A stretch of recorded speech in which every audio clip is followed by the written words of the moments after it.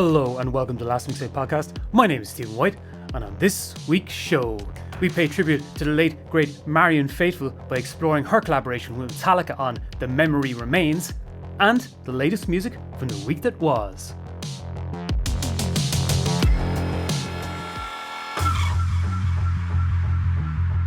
There is a crack in everything. That's how the light gets in. Not my words, but the words of legendary poet, songwriter and musician Leonard Cohen.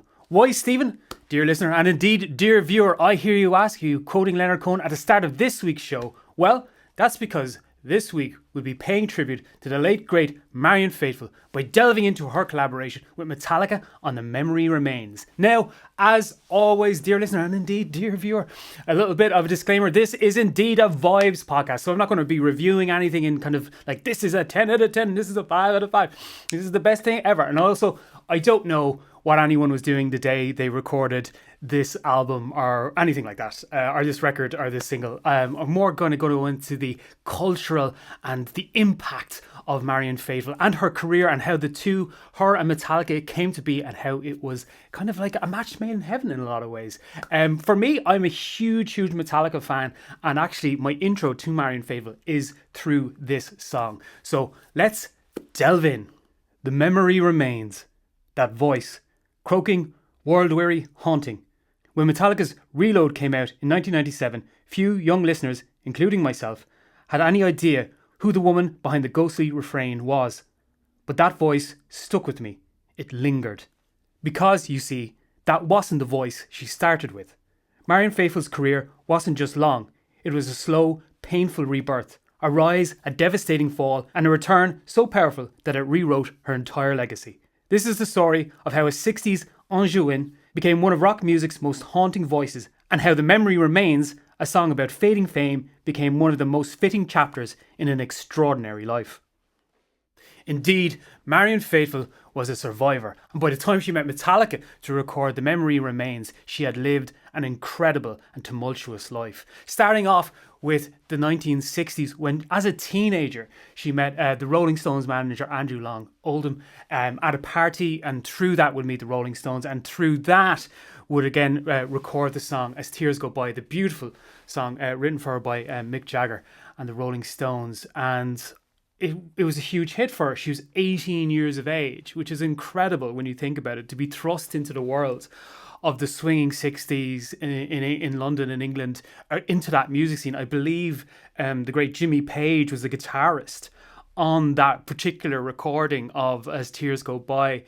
To have the Rolling Stones, even though it's quite early on in their career, writing songs for her, really pushed her into a space where she was with, she could be a Jane Birkin, she could be, like Francois Hardy, like she was in that kind of chanteuse world, and to be thrust into it so quickly is actually quite incredible.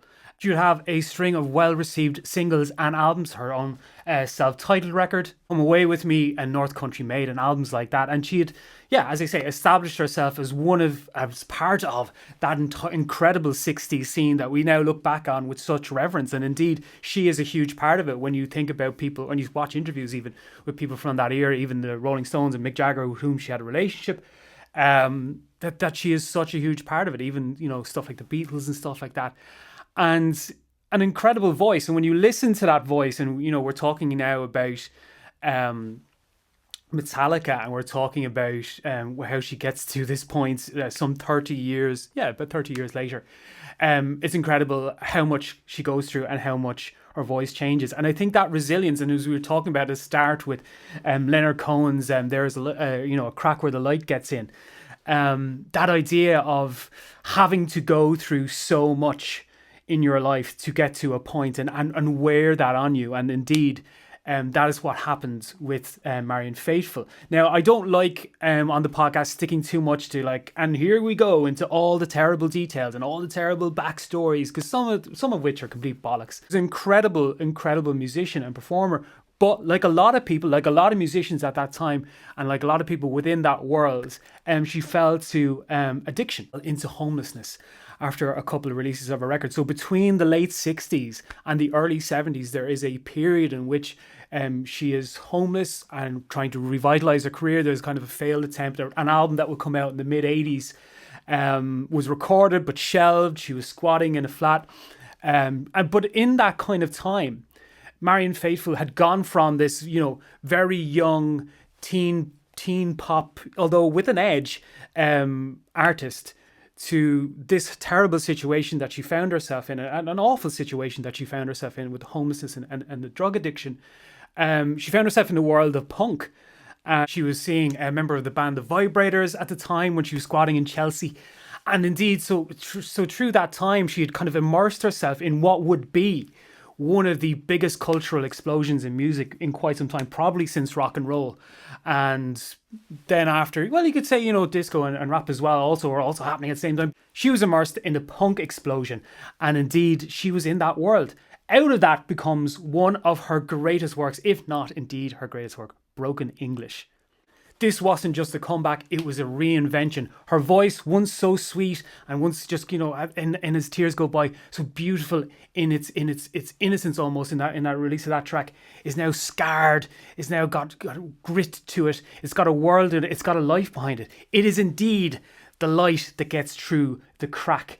And that's the thing about that album, is that it is a life, although it's only really 10 years later and she's still incredibly young by the release of this record.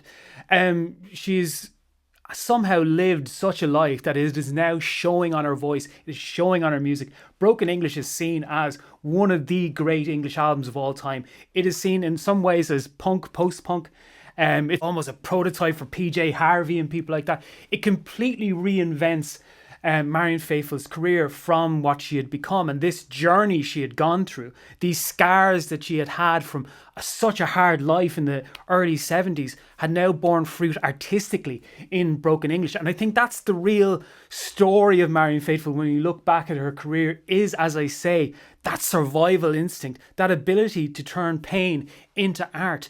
One of the things I think all of us, when we enjoy great art, is something we just instantly see and something that resonates so strongly with us when we know that the person who is creating the art, the person who is singing, the person who's singing about heartbreak and stuff like that, is indeed feeling it, knowing it, lived it. Even though on Broken English there's a cover of the great John Lennon's Working Class Hero, it feels real. It feels real from her because she is at the time living as I say, in a squat in Chelsea and all of that. The Ballad of Lucy Jordan. It's an incredible record. And it's something that I would retroactively go back to and would find out more about Marianne Faithfull through The Memory Remains, which we'll touch on in a minute. But what a change and what a comeback from, as I say, a survivor in the music scene, a survivor who had reinvented herself from being a teen artist to this kind of chanteuse, to this, crooner almost in music. And what a great album Broken English is. And the next couple of decades of her career in that mode as a storyteller, as a person with a life lived. She was not a nostalgia act by any means, and as I say, she would collaborate with the likes of PJ Harvey and the great Nick Cave. You could say that she was indeed an influence on both of those artists, the dark, poetic, storytelling menace almost of the music. There's a real personality and character to Marianne Faithfull at this time. After this point in her career, she really comes into her own, and Strange Weather as well is a great record as well from her.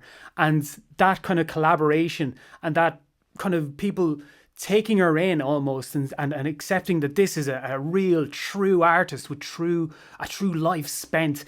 It is incredible when you look back on it as well. And that is what brings us to one of her most interesting and kind of left field collaborations of her career in 1997. By 1997, Metallica was at a crossroads. They had conquered the world with thrash metal, but Load and Reload signalled a band shedding its past, trading speed and aggression for something darker, more experimental. Some fans embraced the change, others saw it as a betrayal.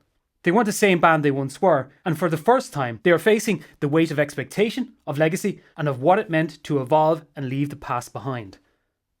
Almost 20 years earlier, Marianne Faithfull stood at a similar precipice. The fragile Angevin of the 60s was long gone, her voice shattered by addiction, her past a burden she couldn't escape. But instead of retreating, she leaned into the wreckage, turning it into something fierce and uncompromising. Broken English wasn't just a reinvention, it was an obliteration of the past. And that's exactly why The Memory Remains made sense for both Metallica and for Marianne Faithfull. It's a song about changing time, about the past catching up with somebody, and indeed how their legacy lingers well into the echoes of time itself. And it is an incredible, incredible track. And it is made all the more incredible by the inclusion of Marianne Faithfull. When the band, I believe, were looking for somebody to record this song, I think they were looking for a number of different people. They were thinking of, I think the idea was about a faded Hollywood star of maybe the golden era, the golden age. They were looking for someone like that. But the name Marianne Faithfull came up, and it's like a marriage made in heaven in terms of where Metallica were with Load and Reload. I should say at this point in time, Load and Reload I absolutely love. I think they're amazing albums. This is exactly the time I get into Metallica as a band, as a young man. The Memory Remains is actually the first Metallica song I remember hearing. It should be said at this point that metal music wasn't widely played here in Ireland or on the radio at the time. This is well before the age of Spotify or anything like that. So metal music, like even songs like Enter Sandman, Sad But True, Until It Sleeps, I think was maybe a hit in Ireland. I do remember it in being in the top 30 hits and stuff like that and seeing the video. But I think this is the first song that I really kind of connected with me and really captured my imagination as to who and what Metallica the band were. It changed my idea of what metal music was. I think before this I was thinking more kind of bands like Iron Maiden and things like that, even maybe Slayer or Megadeth. But those were the kind of the ideas.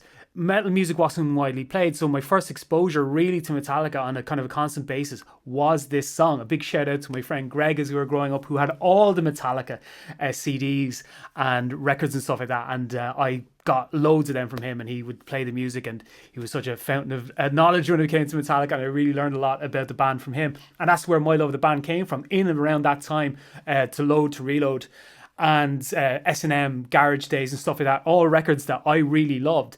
I know that they are contentious within the Metallica oeuvre for some people. This is the point in which some people drop off. This is the point for me where people jump on. I love the Black Album. Master of Puppets is an incredible, probably one of the greatest, if not the greatest thrash metal album of all time. Ride the Lightning as well. After this period, we go into Saint Anger and stuff like that. I would see Metallica live at the RDS around the time of Saint Anger, and yeah, look, Saint Anger is its story in and of itself, and maybe one day we'll go into it, but I love Load and Reload. A shout out as well, we have the song Memory Remains, but on this record you have Fuel as well, so just shout out to James Hetfield doing vocal intros on songs, because it's really cool on both of these songs. It really kind of boom impacts the track and kind of gets it going, and I think they're two very interesting albums with huge highlights on it. Like Bleeding Me off Load is so good, Until It Sleeps, as I referenced it as well, Outlaw Torn, Hero of the Day off Load, Reload I think as well, Low Man's Lyric, Fuel, what's the one, Bad Seed as well, are all really cool tracks. So I think they're great records. And this obviously fits in, as we were talking about, like Broken English, reinventing that kind of change from one thing to the other that Marianne Faithfull had gone into. Metallica were moving into this more artistic era of them, if you want to call it that. Like the music videos had gotten more artistic, even if you look at the ones that like Until It Sleeps, and this one with this kind of gravity defying upside down visuals and stuff like that, and Marianne Faithfull playing the kind of the organ grinder kind of character in this kind of post or pre-war Paris kind of looking kind of place. It's amazing, and it's such an incredible connection. Her singing that melody in that song, and that's all she does apart from the spoken word bit at the very end, is so powerful. And it's by an artist whose voice had lived it, whose voice had embodied that character, and it's so amazing of her and shows her artistry and lack of ego to go into a song with the lyrics being about what they're being about faded fame, about all of those things, about this kind of I'm ready for my close-up, Mr. DeVille. What's the name of that movie? Or a Baby Jane-esque kind of like lyrical content, and deliver and go into a studio and deliver on that vocal, and she does. Some people might say it's only just kind of a la la la la kind of type thing, but I think she upstages Metallica in the song. For me, it's like one of the biggest metal bands of all time, in around their prime, as it were. James Hetfield with his voice as well. Just how much she goes in there, and just by her haunting vocal alone, just takes center stage and steals the scene so beautifully and so subtly. I think as well, I've seen before that maybe by some members of the band it wasn't particularly loved as a track. I think Jason Newsted said, I don't know if he meant he wasn't loved, but he said if he had heard it, maybe he would have bought the album. I think I saw that somewhere. But I love it. And I think as well, when you think of this song and her impact, and even Metallica fans of just how accepting they are of the changes, I think. I know, there was kind of a fall off there, and I think probably some people have come back since, but they would later make a record with Lou Reed. So Lulu, some people might have feelings about that, but they've always been a band willing to kind of break out of what people were saying they were. They've always been a band to kind of live what, or kind of create in their art what they have lived. And I think this artistic period of them, this kind of experimental period, this kind of dark, it's not, again, a million miles away from the likes of PJ Harvey or Nick Cave. It's, kind of, albeit done by a metal band. They would, of course, cover Loverman by Nick Cave. So, they're not a million miles away from that. This era is so gothic and so dark and so interesting within their career that they were willing to change it up. And we were talking a couple of weeks ago about that change from U2, from Joshua Tree to Octone Baby. Not many bands do it. Now, a few people have said the change from Radiohead to Kid A is probably one. But this is one too. This era of them is one too. And that big change that they'd gone through. Marianne Faithfull on this track, her inclusion of it, this kind of chanteuse kind of singer who had reinvented themselves in the 80s as a kind of a punk, that's post-punk thing with broken English.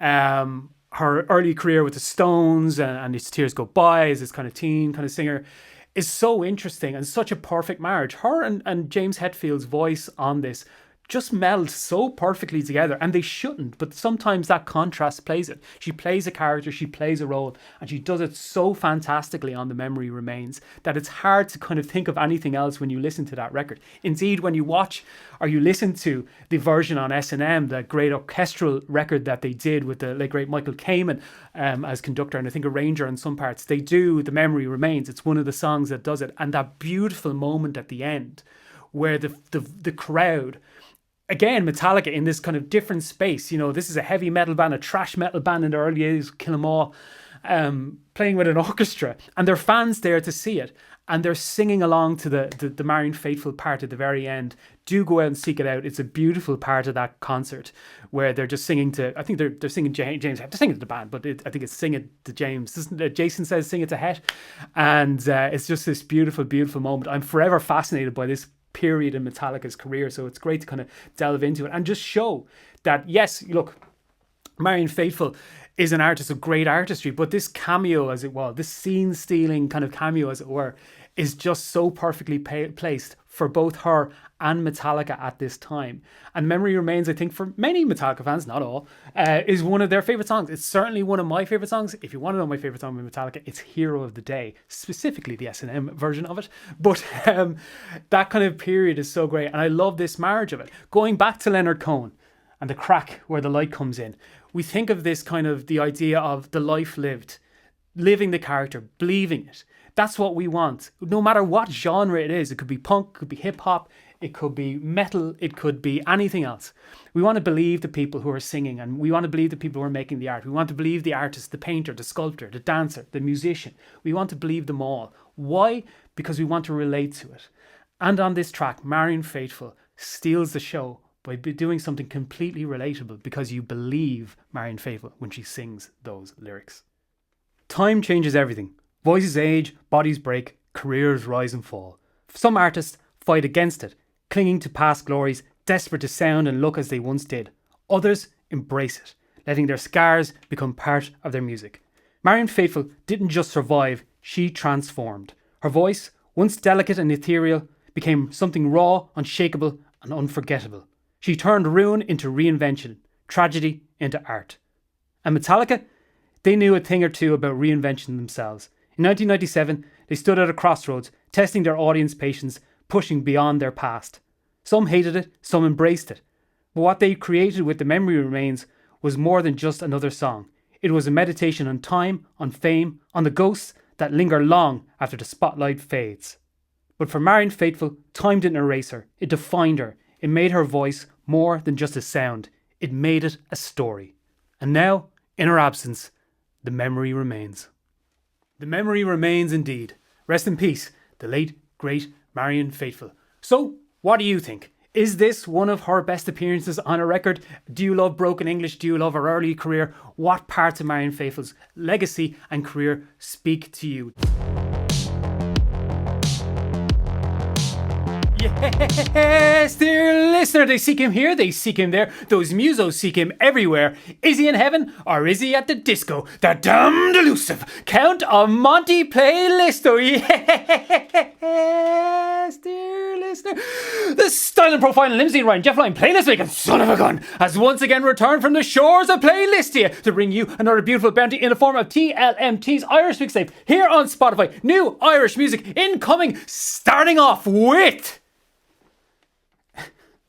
Mob Wife and their brand new single, Thank God for Car Parks. What a start indeed. Mob Wife, a really cool, rumbling, tumbling, pounding, punctuated punk track from these guys. I really dig their stuff. We covered them a couple of times here on the Last Mixtape podcast, and indeed the Count has chosen them enough times on the playlist, and they are a really cool band. Thank God for Car Parks, as I say, is kind of an undulating, hard-hitting, pull, loud, quiet, bang type song, and it is really cool from a really cool band that you should be checking out. Check them out. They are on the playlist. Mob Wife were first up for the playlist. And up next we have the incredible Lisa O'Neill featuring Pete Doherty on the track Homelessness in Their Thousands, Dublin in the digital age. And indeed, what a track. We're only talking about a voice that sounds it has lived a life, a voice through experience. Artists who indeed are believable, not just in their artistry, but in the lives they have lived, and indeed the output that they put out. And indeed this marrying of Lisa O'Neill with Pete Doherty doing some kind of spoken word kind of parts on this track really works, kind of harkening back to, as we were talking to about the great Marianne Faithfull. Well, indeed, this song has some of that DNA in it. Lisa O'Neill is a great storyteller and no better person to tackle the homelessness crisis here in Ireland than indeed Lisa O'Neill, with a track once again that has that soaring kind of heartfelt voice, but has that something through it, something of the light. And indeed, and the crack and the Leonard Cohen, and indeed the inclusion of Pete Doherty himself, an artist who's been through much adversity, adds something to it, adds a grit to it, adds a relatability to it, adds a believability to it. Always that is there with the music of Lisa O'Neill, and it is indeed here with Homelessness in Their Thousands, the release with her and Pete Doherty. It's on the playlist. Check it out. And next up we have the very welcome return of one Paddy Hanna with the song Ulligate Station, which is very much, we're talking about artists there with Marianne Faithfull, Lisa O'Neill, people who are believable in their artistic output. Well, Paddy has always been an artist who has had a very defined sense of self, although moving through kind of styles and kind of sounds as a songwriter. His inclusion in a lot of records, his past releases like Frankly I Mutate and records like that have kind of put him down as one of Ireland's great songwriters, in my opinion. And indeed, he shows up once again on Ulligate Station, which has this kind of Soviet feel to it in the music and the kind of the pops and clicks of the background. He is somebody who has a kind of a crooner type voice, but always finds a very interesting level beneath it, that almost it's like Burt Bacharach meets Kraftwerk in a kind of a weird way, the melding of these kind of type things. And Paddy is an incredible songwriter. Great to have him back with Ulligate Station again, showcasing his ability to mutate and change his style and change things up and come back with something that is different, that is hard-hitting, that is very much in and of himself as an artist. Paddy Hanna, Ulligate Station. It is on the playlist. Hey, check it out. Next up, a very interesting artist, Amy Michelle, with her brand new single, Atrophy, and indeed a very interesting one and an interesting artist. This song goes through a lot of different textural changes. It has that hushed kind of, if you want to call it kind of the bedroom pop kind of type sound of the kind of the hushed vocal over a kind of a darkened layer of atmospherics. This has got it, but it changes and it mixes, and from start to finish it is a very different song in terms of its textural feel, but in terms of the artist it stays the line and has indeed a backbone, and it is an artist with a very defined sense of self, like we were talking with Paddy Hanna, somebody who creates music, who creates moods, who creates kind of vistas and a kind of atmospherics within their music to portray a harder edge to it in terms of the lyrical content. And indeed, Amy Michelle on this, a very interesting artist who has kind of been one who's always been very much bubbling under, that you can feel that something's going to really kind of connect and hit with her. And indeed, I think Atrophy is a great single and another, add to that kind of palette, to the milieu that is Amy Michelle's music. Check it out, Atrophy. It's on the playlist.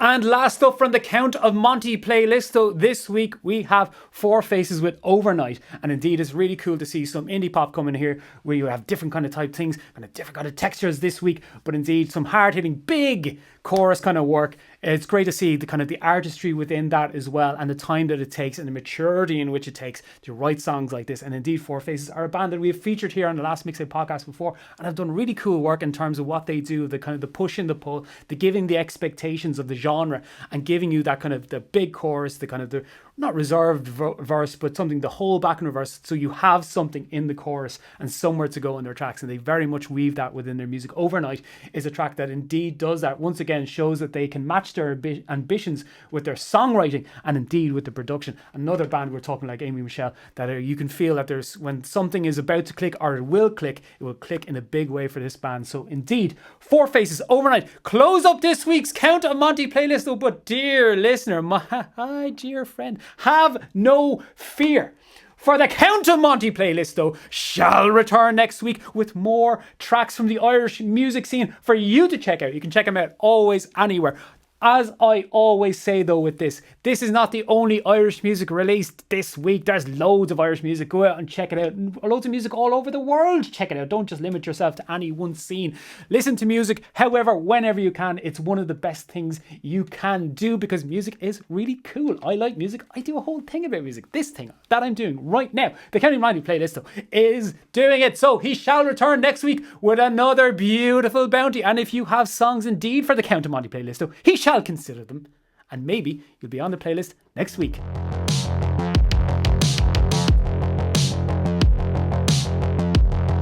And so it goes, and there it went. But before I go, thank you for listening and indeed watching the Last Mixtape podcast here on YouTube, Spotify, and indeed on Apple. If you could like, subscribe, and comment and do all the things that help the podcast grow, I would be forever grateful. And as the Count of Monty playlister just said, he's not me, different people. Do send on your music to Stephen@thelastmixtape.com. If you have any thoughts or music that you want to share, we will share them here on the podcast.